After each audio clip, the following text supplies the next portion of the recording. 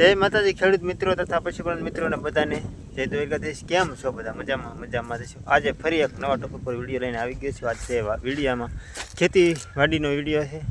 થોડુંક મેં કીધું ખેતી વિશે નોલેજ દેવું જરૂરી હતું, કેમ કે મેં કપાસમાં આંટો માર્યો ને તો થોડુંક મને હળવો લાગ્યો મિત્રો કપાસમાં. હજી આપણે એક વીણી કપાસની નથી વીણીને, આ કપાસની મેલ પર હળવો લાગી જશે ને, એટલે મેં કીધું થોડુંક મિત્રોને કહી દઉં કે એનાથી હળવો લાગ્યો અને તમારે હળવો આવ્યો કે નહીં આવ્યો.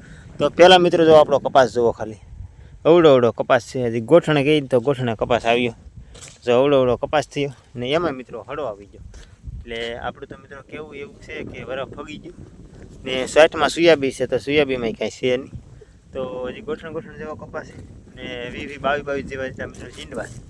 તો એમાં જો આપણો કપાસ હળી ગયો હોય તો બહુ મોટી નુકસાની થાય, કેમ કે ખાતરના પૈસા ઊભા ન થાય, દવાના ન થાય, બિયારણના ન થાય. આમાં મિત્રો 5 મણનો વીઘો નહીં આવે તો ઊભા કરવા બહુ મુશ્કેલી પડશે. તો હું તમને મિત્રો સાલો પહેલાં તો કપાસ બતાવું હળી ગયેલો. તો જોઈએ કહો મિત્રો તમે, આપણો આ કપાસ છે અને જો આ એક પેશી, તો તમને મિત્રો હું બતાવું છું. જોઈએ કહો તમે આ રીતે. તો જુઓ આ કપાસ હળી ગયો છે. તો જો મિત્રો તમારે આવું કોઈ હળો બળો હોય તો એના માટે એક દવા લઈને આવ્યો છું. તમને યોગ્ય લાગે તો છાંટજો, પ્રાણે હું કોઈ નથી કહેતો, કેમ કે મારે છાંટવાની છે એના માટે વિડીયો બનાવ્યો છે અને તમને મેં કીધું કહું. તો તમારે જો મિત્રો હજી કોઈ વીણી ન આવી હોય, એકાલી વીણી હજી સલું એટલે કે પહેલી વીણી હોય અને જો હળો બળો લાગી ગયો હોય, તમને એમ લાગે કે અમારી કપાસમાં હળો આવી ગયો, તો તમારે આ દવા બહુ ઇમ્પોર્ટન્ટ છે, એટલે કે બહુ કામની છે.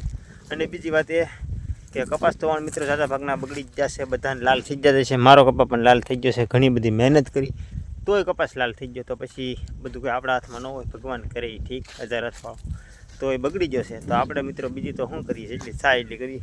તો મિત્રો આ ફાલના એક વીણીથી 2 વીણી આવશે. મારું કેવું તેવું છે મિત્રો કે મારા કપાસમાંથી એક જ વીણી આવશે. તમારો પછી એવો કપાસ તો એકાલી વીણી આવી હોય તો વીણી નાખો, પછી મિત્રો મોરેશું અને ઉરિયા ખાતર નાખી દો કપાસમાં, અને પછી મિત્રો તમે એના પાણી ફેરવી દો, એટલે તમારાથી એક વીણી વધશે, એટલે કે નવો ફાલ લેવડાવશો બીજો, તો તમારો કપાસ 1 નંબર થઈ જશે અને મૂળગું થઈ જશે. મિત્રો બહુ મળવાની આશા તો નથી, કેમ કે મને હું કહું ને તો મને મળવાનું વણના વર્ષમાં આશા નથી, પણ મૂળગું કરવા માટે આ બીજો ફાલની વાત કરીને તો એની માલપા પછી હળો આવતો હોય છે વધારે પડતો. તો એમાં હું તમને કહું નહીં, દવા છાંટી જાઓ તો તમારે એ હળો ન આવે ને તમે 1 વર્ષ કાઢી નાખો, એવું કહેવા માગું.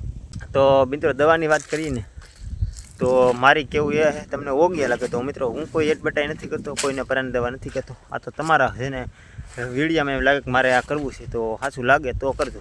તમારે ઊભા કરવા હોય તો આવો કપાસ છે તો ઊભા થવાની શક્યતા નથી, કેમ કે મારે ઊભા કરવા બહુ મુશ્કેલી પડે એમ છે. સુજાબીમાં કાંઈ ભેગું થાય એમ નથી, કપાસ નાનો હતો ને બગડી ગયો, ખાતર એટલું નાખ્યું, દવા એટલી બગાડી, અને દેશી ખાતર મિત્રો એટલું બધું ઘરનું હતું નહીં, છતાં વેચતા લાવીને આમાં કેટલા 10 થી 12 ફેરા નાખ્યા.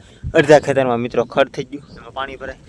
5 વીઘામાંથી 2.5 વીઘાનું વાવેતર છે અને ઊભા કરવા મુશ્કેલ પડે. તો એના માટે આપણે એક દવા છે કોળામણી માટે મિત્રો કહીને તો જાણીતી દવા છે ઉલાલા. આનાથી તમારે ઈયળ પણ મળશે અને કોળમાં કપાસમાં 1 નંબર કોળ મળશે. આપણો અનુભવ છે આ દવાનો, ભાગ હતો પર મિત્રો મારે ના, મેં આ ખેડૂએ આ ઉપયોગ કર્યો છે અને દવા થોડીક મોંઘી થાય છે, એટલે તમને તમારા જોખમ પ્રમાણે છાંટજો. રિઝલ્ટ તો મળે મિત્રો, પછી મારી ઉપર ન હોય, છાંટવા ઉપર ને બધું હોય તો રિઝલ્ટ તો મળે. આપણો તો અનુભવ છે, એટલે કે એક ઉલાલા કોળામણી માટે અને આ લાલ ઈલ માટે છે ને બેસ્ટ દવા.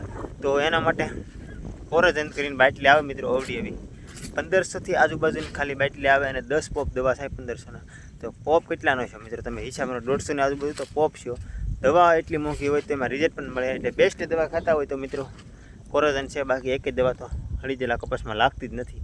પણ આ તમારે કપાસમાં કોળામણી લીધા પછી તરત છાંટવાની રહેશે, એટલે તમારે બીજા ફળમાં કોઈ શક્યતા રહી નહીં. બસ આશા કરું કે મિત્રો આજનો વિડીયો અહીંયા સુધી જ રાખીએ, કેમ કે બહુ મોટો નથી કરવો. જો તમને ગમ્યો હોય તો લાઈક, શેર, સબસ્ક્રાઈબર, કોમેન્ટ કરી નાખશો. મળીશું કોઈ નવા ટોપિક સાથે. બધાને જય માતાજી, બાય બાય. સબસ્ક્રાઈબ કરી નાખજો મારા કલેજા, પૈસા નહીં દગડે, તમારો રૂપિયો નહીં.